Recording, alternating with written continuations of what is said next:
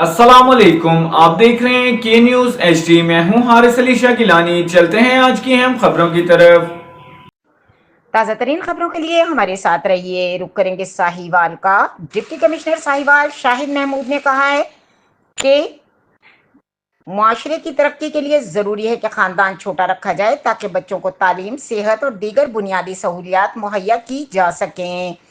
वो ज़िला कौंसल हाल में आलमी यौम आबादी के सिलसिले में महकमा बहबूद आबादी के ज़ेर एहतमाम मुनक़्क़दा सेमिनार से खिताब कर रहे थे। सेमिनार में CEO health doctor Abdul Majeed Khan Niazi और district population welfare officer Rao Shahid Raza Khan समेत महकमा सेहत और बहबूद आबादी के अफसरान और फील्ड स्टाफ ने बड़ी तादाद में शिरकत की।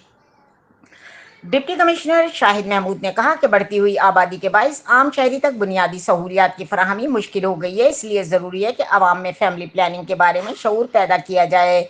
CEO health doctor Abdul Majeed Khan Niazi ने अपने खिताब में कहा कि अगर आबादी में इजाफे की यही शरह बरकरार रही तो 2050 तक पाकिस्तान की आबादी दुगनी हो जाएगी, जो कि मुल्की वसाइल के लिए एक बड़ा चैलेंज है। District population welfare officer Rao Shahid Raza Khan ने कहा कि आलमी यौम आबादी मनाने के मकसद आवाम में वसाइल के मुताबिक खानदान की मनसूबाबंदी के हवाले से शऊर पैदा करना है। उन्होंने कहा कि आबादी में बेपनाह इजाफा एक लम्हा फिक्रिया है जिस पर फौरी तवज्जो की ज़रूरत है।